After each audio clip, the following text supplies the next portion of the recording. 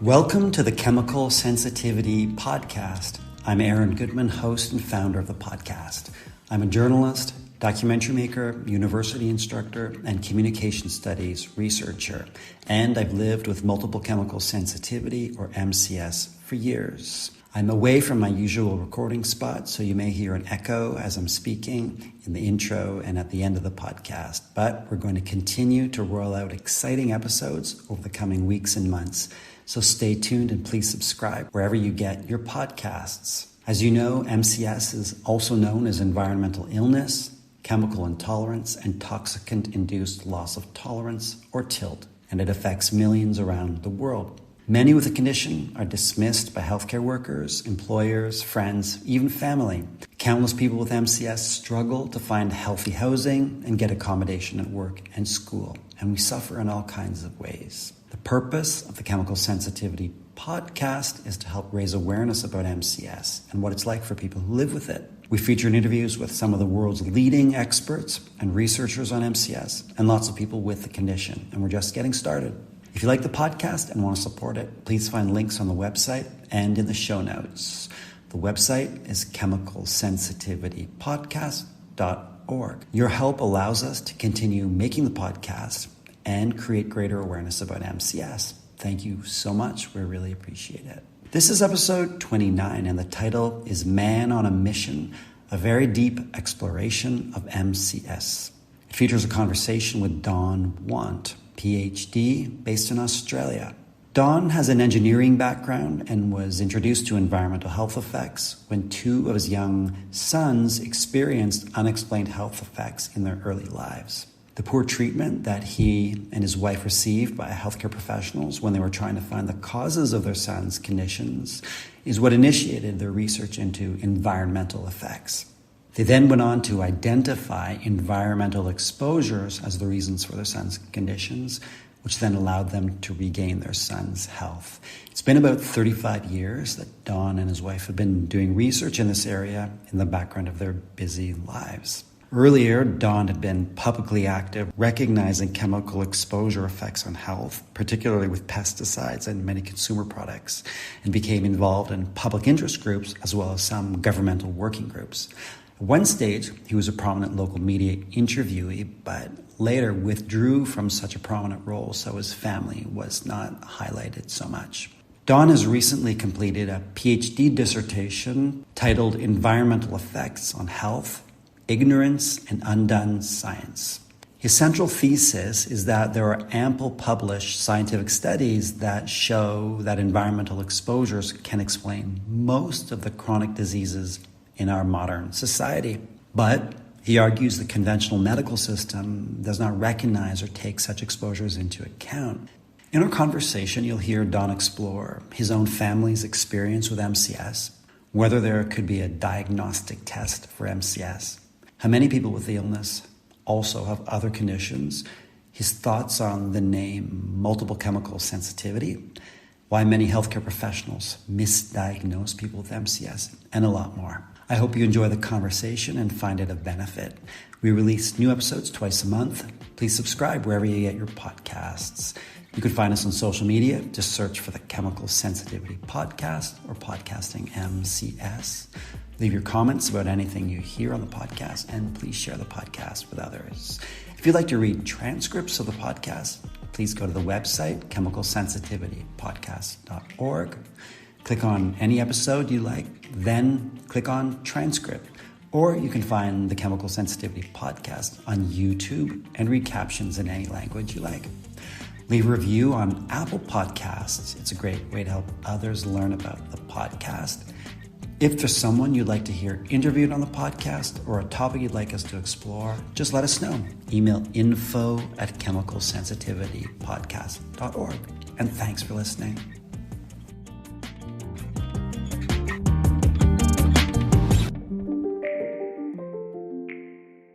Well, Don, thanks so much for taking time to speak podcast. So much knowledge and expertise. I've been really looking forward to speaking with you. So again, thanks for taking the time. Could you start off by sharing with our listeners a little bit about yourself and your own background with MCS? Is it a condition that you live with? And if so, if you're comfortable talking a little bit about how it came about for you and when? I think like most MCS sufferers, everyone's got quite a story. I don't suffer from MCS myself. I'm lucky. However, I have had my family severely impacted. My wife's slightly chemically sensitive, but 2 of our 5 sons are chemically sensitive. And our introduction to chemical sensitivity was a hit and miss affair originally when we had health problems with our first and third son especially. And we had, unexplained health problems with both of them, and we went through the medical system in Australia, particularly Sydney. The medical system didn't come up with any explanation for their symptoms, and in one case, our paediatrician suggested we look into environmental effects, and we started out by analysing one of our sons' blood for heavy metals and hydrocarbons, and the blood results came back with significant levels of both in our son. And at that stage he was actually in hospital in Sydney, and we just simply innocently asked the doctors down there, would this have anything to do with these unexplained health problems? And from that time forward, everything changed. We were treated quite differently. My wife, who stayed in the hospital most part, was treated quite differently to the nurses, as if we were being watched. Long story short, they were setting us up for Munchausen by proxy, which means that we're causing our child's health problems. And so as soon as we realised that was happening, and before our children were taken off us, we simply pulled out, stayed to the ground, and started researching how possibly all these chemicals could be in our sons.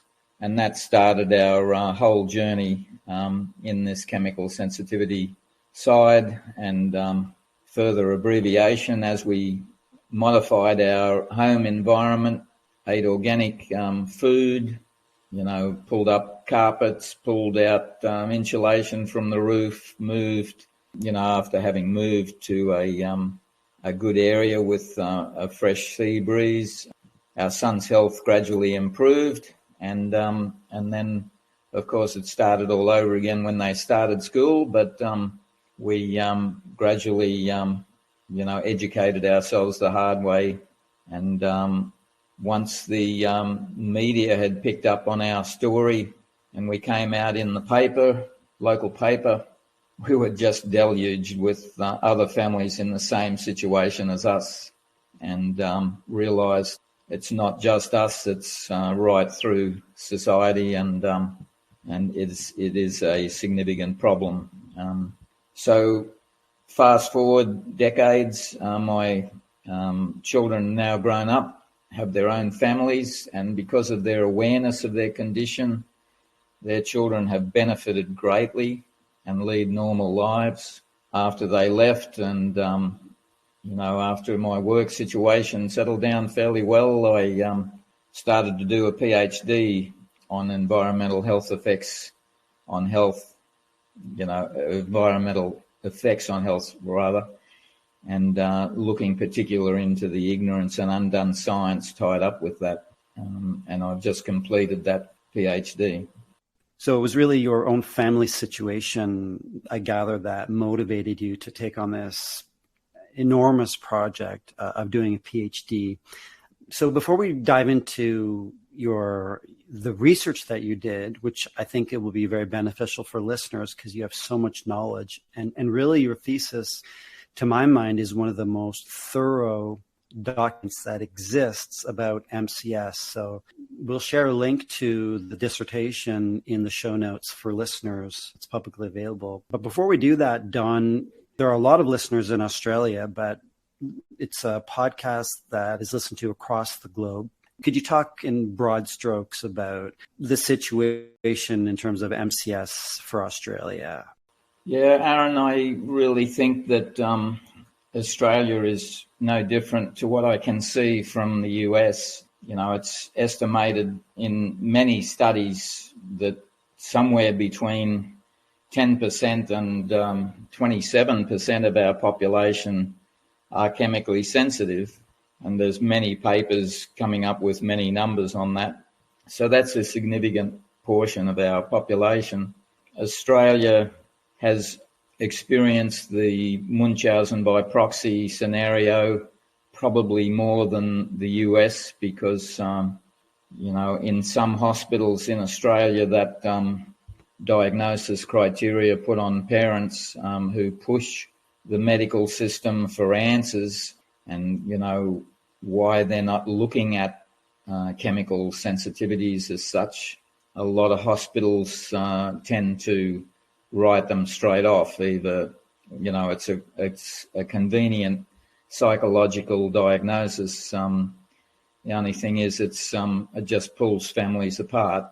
I know out in the cotton farming belts in the past decades in Australia, there were a lot of effects on children, and they all ended up in Sydney. There were aspects of, the records, like for neuroblastoma. There was a particular area in the country in Australia that had a very high incidence of that in children, and yet the children were taken to Brisbane hospitals, Newcastle, Sydney, and even Melbourne. And then the statistics for neuroblastoma cases showed up in those cities rather than where they came from, and it was simply watered down that way. So I'm sure similar things have been happening in the US, and my research, my Ph.D, probably, about 70 or 80% of the material on the sociological aspects was in reference to the US rather than Australia. Because of the size difference, the US to Australia, if there's a small percentage of researchers exploring this area, then the US has got more than Australia has, simply in numbers. But there are some notable exceptions there in Australia, but the AMA and, the Australian Medical Association and other associations like that tend to really put the thumb down on practitioners that start to recognise it, and the medical board as such, equivalent over here, APRA, will deregister doctors who are seen to be, not using recognised diagnostic criteria on their patients. So if they are wanting to do extra tests on them for environmental effects, then because it's not recognised in the medical system, then they can be up for sort of supposedly ripping the patient off in charges for excess testing and the like. So, yeah, that's the situation in Australia. I don't think it's much different in America. Very frustrating situation. Before we go into your thesis, can you talk a little bit more about, take us back to, if you could, when your children got ill with multiple chemical sensitivity? Can you talk a little bit about where you were living, about what time period this was, and were you living in an agricultural area? And have you noticed a change in the attitudes of the medical profession by and large in terms of their response to MCS since that time?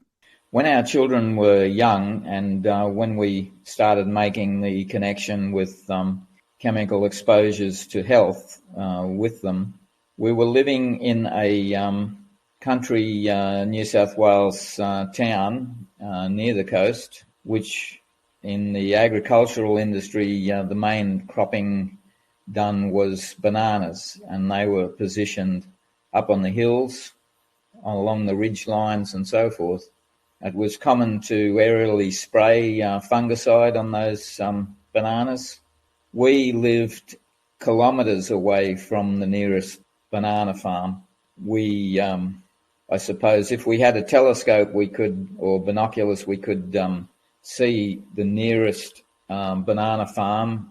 It's just that we were that far away from it. But, the connection that we found was not essentially straight with these bananas, but over time we found it was everything added up with our children. We decided to eliminate the agricultural connection by me eventually after taking things into our own hand with our children's health, after being really let down by our medical system. I started to talk to a lot of the balloon operators, tourist balloon, taking people up in a balloon, and starting to understand the local air movement patterns around that town. And then I studied where we could move to get out of the wind patterns, so that there was never a situation where the agricultural spray, vapor drift or blow drift could come towards our place of residence. And luckily we did find a place, and it was about 1 kilometre off the coast, so we had quite a good component of onshore sea breezes, and we were free of the local wind patterns in the banana agricultural area of that town.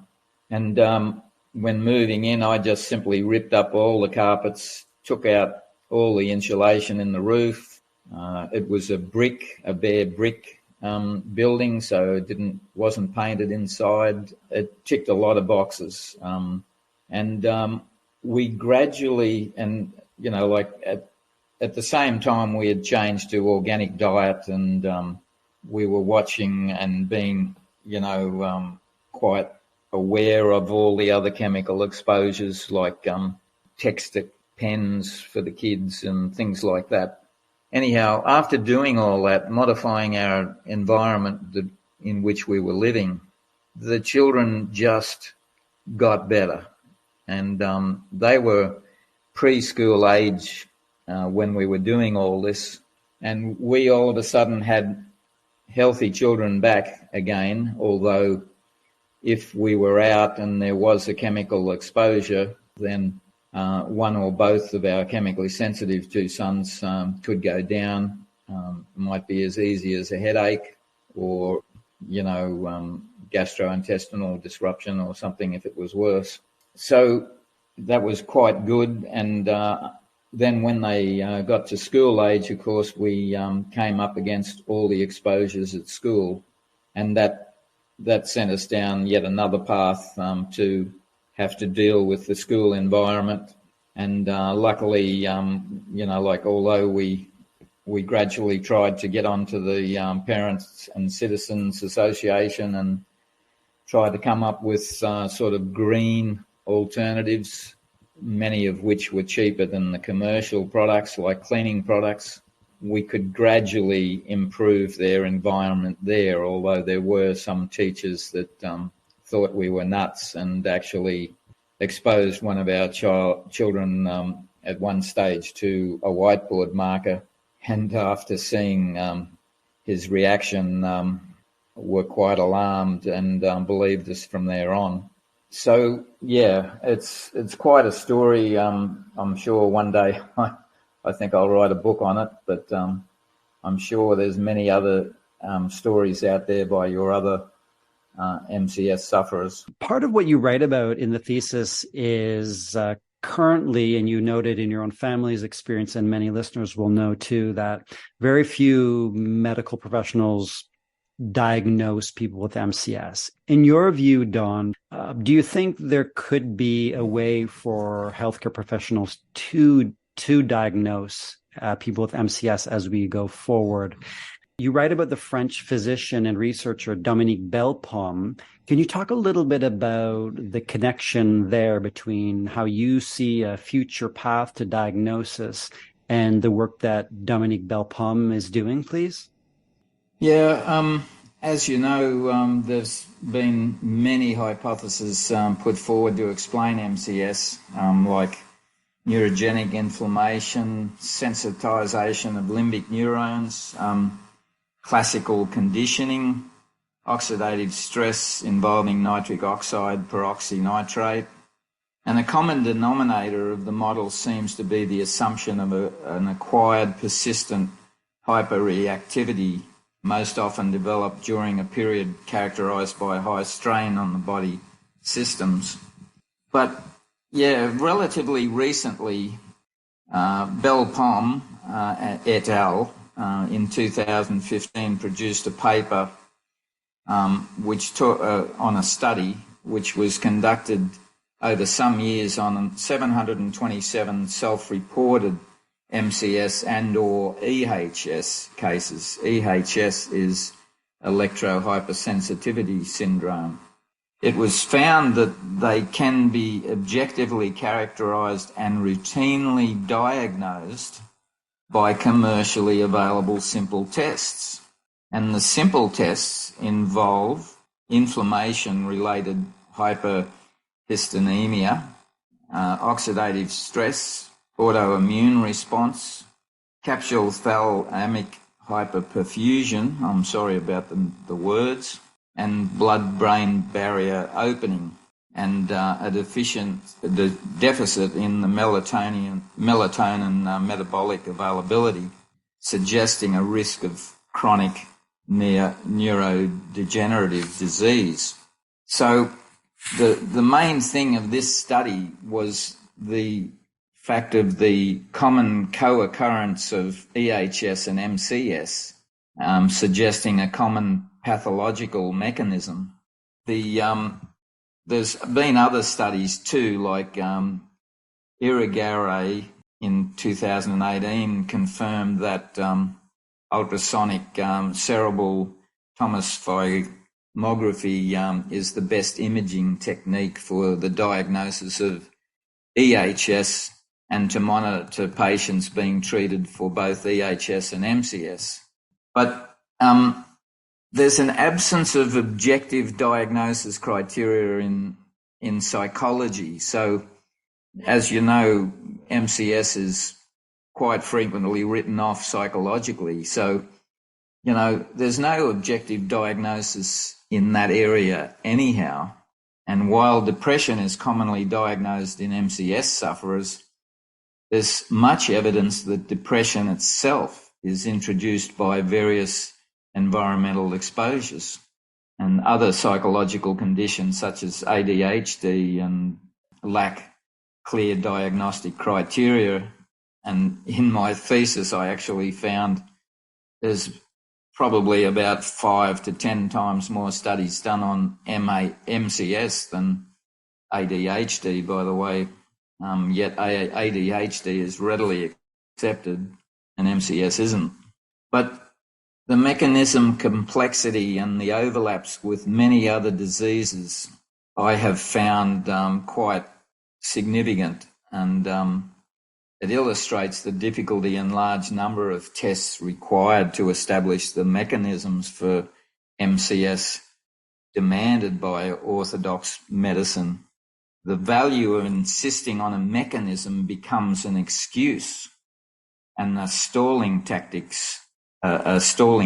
for orthodox medicine in not recognising MCS. I'll leave it there, but I could talk about the overlaps in other conditions that MCS has. Yeah, I don't see it as a standalone, self-contained condition. that's right.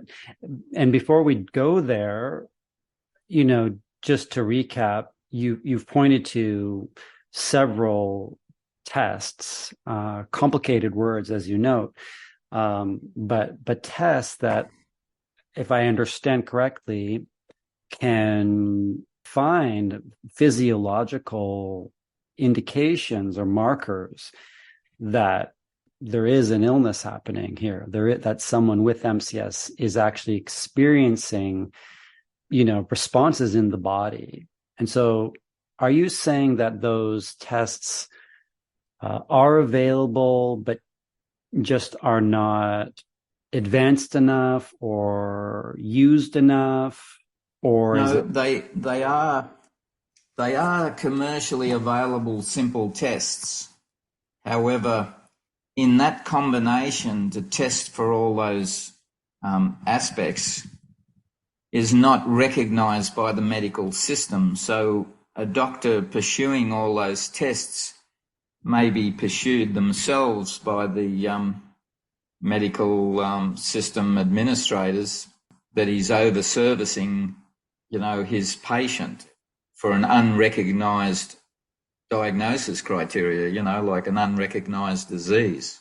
Is it the case, if someone has the financial resources to go to an independent, clinic specializing in environmental medicine, that those tests that you talked about can be provided? But is it the case that in the publicly funded medical system, as you say, the doctors who ask for these will be reprimanded or will be barred from ordering these tests? Do I understand that right? Yes, they're not so much barred, but they will be watched, and if they're anything a little bit recognising environmental effects, they're already on the to be watched screen by the medical associations anyhow. So yeah, they're too frightened themselves to go down that path. But as you say, you could do these tests yourself. But the other aspect to consider too, by the way, is in the establishment of a diagnostic criteria, although this paper was quite good in the fact that it had the numbers, 727 cases that they looked at and tested for, that's significant, but one paper on its own is not enough. In science, we need 2 or 3 more studies done in the same vein to see if it's consistent by independent researchers. And that's what the conventional side will always argue against Belpom's study. The other aspect to consider, and we're being too normative. You can be too normative in this quest for diagnostic criteria. We're essentially trying to play their game to try to get recognised for a disease that we have, which is currently not recognised. I know that's important, but, for the individual, they simply know the consistencies, and the functional medicine doctors also see the consistencies. So what about the diagnosis? Let's keep going anyhow and attention this problem. That's sort of what I'm getting at. Yeah, and I think, that requires physicians to listen a little bit or a lot more to people with MCS instead of writing us off or dismissing us, I believe.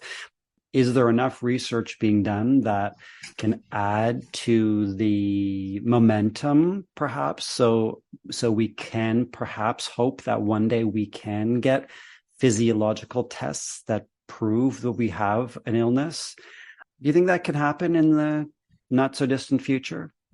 With the Belpom study having been done, it's essentially the first step of many in that process. The biggest problem is it wasn't just 1 or 2 tests.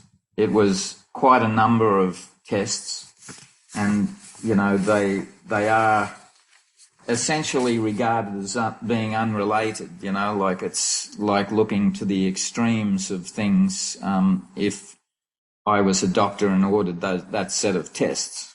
So, there is not a universally accepted, of course, diagnostic criteria in a simple 1 or 2 lab test criteria, for this illness. But, then you've got, the demand for parallel studies to establish those tests as being definitive, as I've just mentioned. But you've got to realise in conventional medicine, multiple symptoms result in disbelief by the orthodox medical practitioners.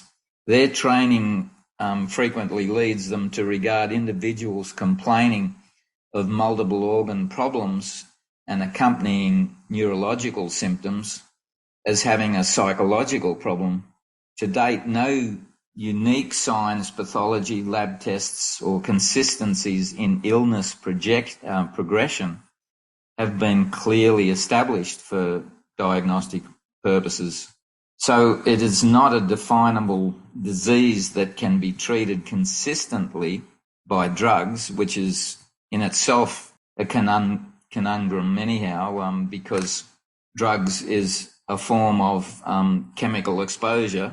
And by the way, the conventional medicine system does not recognise minute chemical exposures affecting health, yet it will prescribe minute chemical exposures in the form of drugs to all their patients for a health effect. But anyhow, I digress there. But yeah, essentially the orthodox medical system is ignorant and ill-equipped, untrained and not organised to handle chemical sensitivity health conditions. In fact, Bell-Pom's array of tests would be feared by most conventional doctors because they could be threatened, as I said before, by the medical authority. Common frustration of doctors is that the diagnosis of these conditions rely on the patient's self-reports as a result. And that also becomes an insurance industry nightmare for MCS to be formally recognised without diagnostic criteria independent from personal opinions. So it's a vicious circle. But the environmental causation of MCS also challenges the one-size-fits-all mentality of the medical system influenced by the pharmaceutical industry, where diagnosis, drug administration and vaccination are done on the basis that everyone is similar.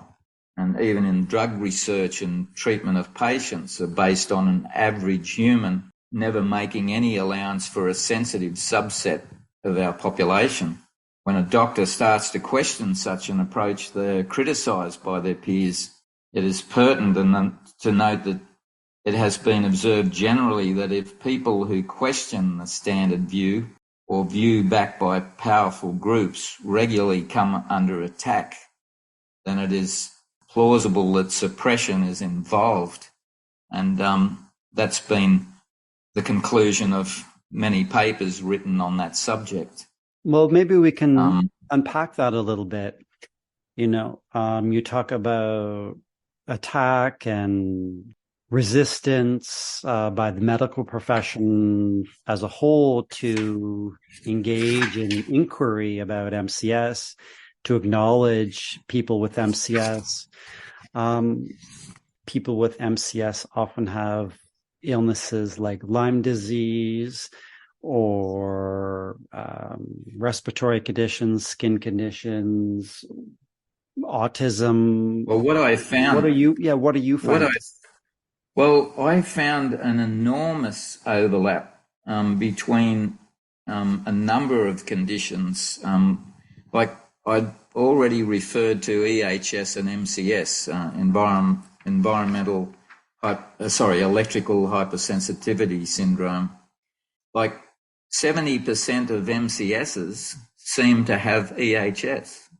So, that was the EHS overlap. And then there's chronic fatigue syndrome, fibromyalgia syndrome, chronic inflammatory response syndrome.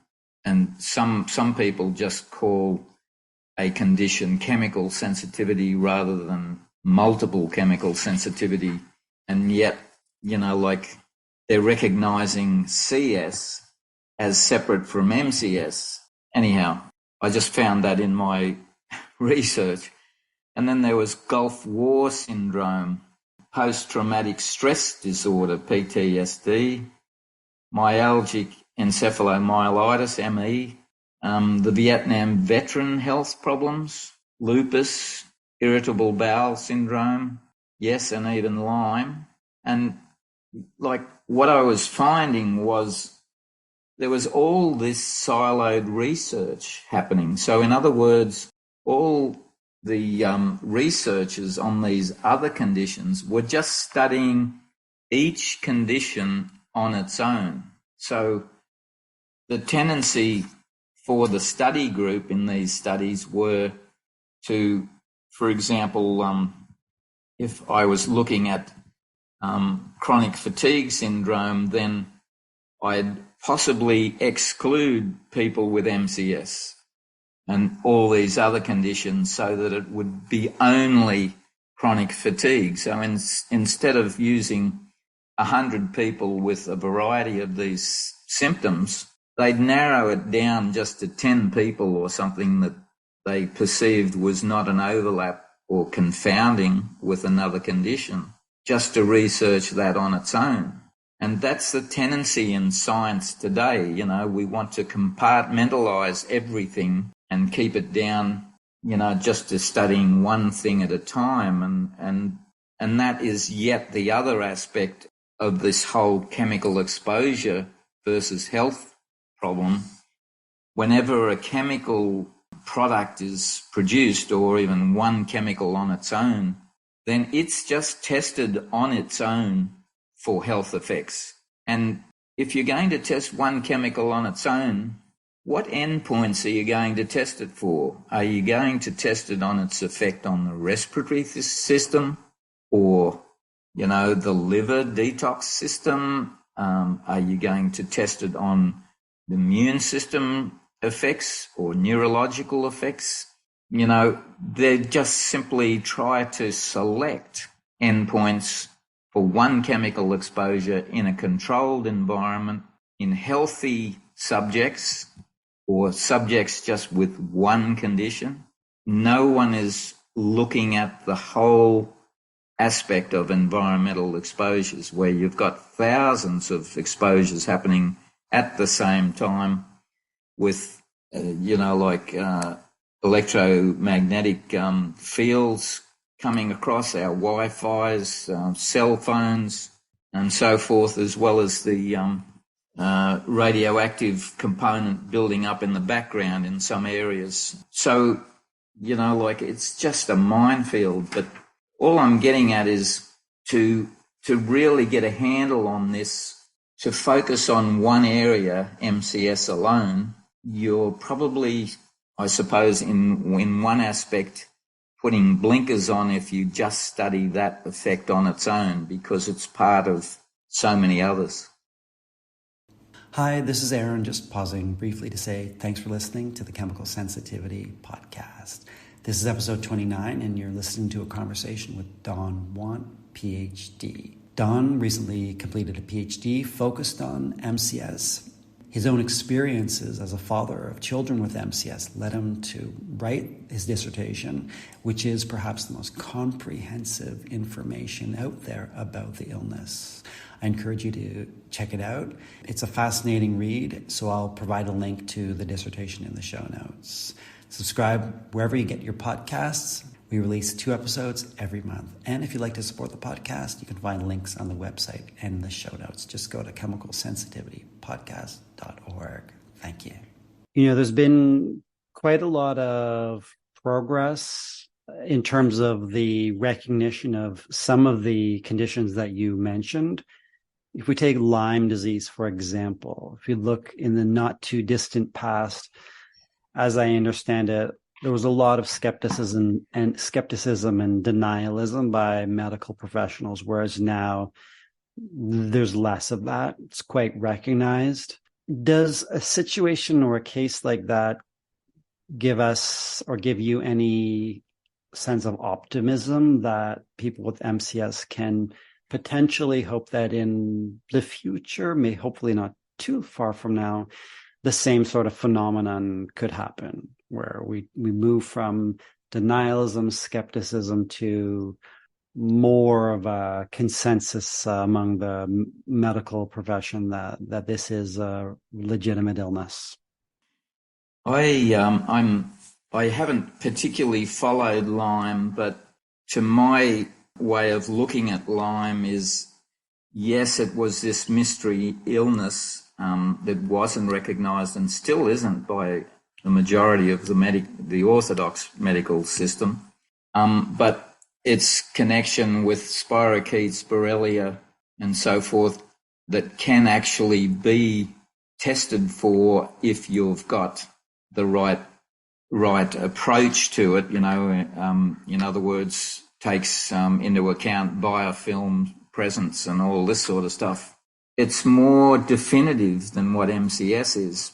It still comes back to the fact that MCS is such a broad range of triggers and organs that are involved, and it's like Lyme with those testing pathways a little bit more defined, and MCS having these various tests that I talked about on Belpom proposing. All those tests are all independent of each other. In other words, they don't make sense to a conventionally trained medical practitioner. So, I see it's still a long way in the distance, its recognition, and I see it more recognised as part of environmental effects on health rather than a self-contained disease, because of essentially all of its overlaps with all those other conditions that I spoke of. Yeah, and it's sort of depressing, for lack of a better word, perhaps, because MCS seems to be at the bottom of the barrel in terms of the level of recognition out of all of the ones that you mentioned. I mean, maybe EHS, but ME, CFS, there's still, level of denialism there, but it seems that MCS is pretty low in the bottom of the barrel, which is not great. But maybe as we move towards wrapping up, you've talked a lot about the obstacles and the challenges, a path forward, and a lot of people are fighting this fight in their own ways. But what do you think can be effective in terms of fighting for recognition? I see. Well, just before I do, I wanted to also touch on the recognition of allergies being written off psychologically the same way as MCSs are. I'd like to touch on that before I leave. Please do, of course. But just on your question, though, I see the fight for this condition is, as I just mentioned, more a fight for environmental effects on health in general. And, even in our own individual fight as a family over here, we at one stage were better off saying to authorities or doctors or the like that, he's got a chemical sensitivity or allergy. As soon I see MCS as being a word that pushes the alarm buttons for many practitioners, because it's a direct term that virtually implies that industry products, the chemicals in various products, are affecting our health. And so if we can get around it by not actually pushing the MCS term, but rather environmental sensitivities or something to that effect, I see that we've got a better chance of being recognised. So you're proposing environmental sensitivities, which is a little bit less in their face. Is that what I hear? Yeah, essentially that's it. I'm not actually advocating for that term as such, but just to MCS has been around for decades now, and obviously, we're not getting anywhere with MCS as such. But, in my research here, with all the overlapping effects, even on people without MCS or one of these conditions, chemicals are affecting everyone's health. And if we highlight that, we've got a better chance of being respected than trying to fight and explain a relatively complicated condition to the average Joe Blow, especially a conventional medical practitioner. Yeah, I hear you. It's sort of taking like a wider approach. I wanted to see if you have any thoughts on the term toxicant-induced loss of tolerance, or TILT, which comes from the Hoffman TILT program and Dr. Claudia Miller and colleagues. What do you make of TILT? I think Claudia's invention of that name was along the lines that I'm trying to say should be taken. MCS should be taken. I still feel that it's a complicated term for the average Joe Blow, though, and it's less confronting than MCS is, multiple chemical sensitivity. So I do believe that's in the same vein as what I'm advocating. Yeah, it's kind of, I hear what you're saying. I have mixed feelings because it sounds like, and the context that you've outlined is really quite challenging, right? To hear it, but it is there. But if we have to kind of, walk on eggshells around it, I'm sort of a firm believer in calling it out, calling it for what it is.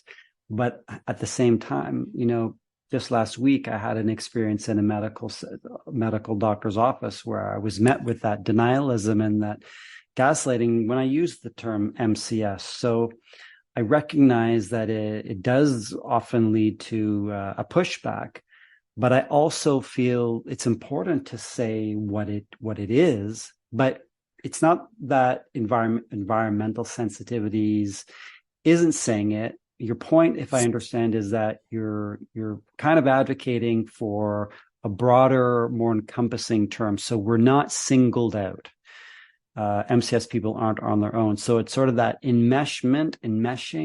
So it's sort of that if we recognize that we're connected with others, that we're all swimming in this chemical toxic soup and we're all affected, then we have a better chance of fighting together as opposed to if we are solitary in that battle. Is that right? That's right. Yeah, that's essentially it. As soon as you say MCS now, you're compartmentalized, usually in the psychological category, Just one thing before we go, I just wanted to say that in my research, I did find quite an interesting aspect of allergies. It was in the realm of placebo effects, the tendency for orthodoxy to attribute MCS mostly to a psychological process. And it stems from a number of studies that have been done on MCS, very similar to allergies, but it's worth considering allergies in the allergy realm. This distinction between a biological and neurological reaction becomes a little blurred. Brain-triggered allergy attacks were documented as far back as 1886, when a person with asthma viewed an artificial rose and suffered an allergic attack. And then later it was shown that immune system responses can also be conditioned, and that was in 1928. It means that if a person associates a dust mite allergy with a particular odor, then the same smell will trigger an immune reaction even though no dust mite is present. And in the 1970s, the interaction between behavior, the brain, and the immune system became established in the field, which was then called psychoneuroimmunology. And since then, researchers have found that placebo responses in patients with allergies are among the strongest observed in clinical studies, and strong psychological factors are apparent in people with a vast array of allergic disorders. These studies do not establish allergies as a purely psychological state, since biological processes are involved, even in the cases where no physical trigger is present. But it does suggest the immune system responds to certain cues and environments. So as with allergies, MCS sufferer reactions can be very debilitating. As with allergies, this phenomenon should be viewed as the body's protective reaction to a perceived threat based on prior experience and initiating immune system reactions. Many studies on MCS, which conventional medical system looks at and refers to, totally miss this phenomenon in their conduct and use placebo-type reactions to assert and attribute a psychological response. I think that's very pertinent, because there's nothing worse than those studies that come out on MCS sufferers and, write off a perceived exposure or a real exposure, perceived exposure as a placebo effect. In other words, well, it's all in their head. I just thought I'd add that, because that's often overlooked. So if any of your listeners are ever confronted by a conventional practitioner, citing such studies, it's very pertinent. There's many studies establishing such effects in allergies, and they believe allergies, they believe allergic reactions. Don, thank you so much for taking time and for all the incredible work you've done, and for sharing your knowledge with us. I really appreciate it. Thank you so much. Okay, thanks very much, Aaron. Pleasure. That brings us to the end of this episode of the Chemical Sensitivity Podcast. Thank you very much to Don Want, Ph.D., for speaking with me. The podcast is produced by me, Aaron Goodman, and Rainey Novak. We release new episodes twice a month. Please subscribe wherever you get your podcasts. If you like the podcast and want to support it, please find links on the website and in the show notes. Your help allows us to continue making the podcast and create greater awareness about MCS. Thank you very much. I really appreciate it. Find us on social media. Just search for the Chemical Sensitivity Podcast or Podcasting MCS. Please leave your comments about anything you hear and share the podcast with others. If you'd like to read transcripts of the podcast, you can go to the website, chemicalsensitivitypodcast.org, choose the episode you want, and click on transcript. Or you can find the Chemical Sensitivity Podcast on YouTube and read captions in any language you like.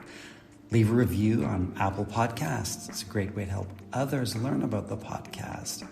And if there's someone you'd like to hear interviewed on the podcast or a topic you'd like us to explore, just let us know.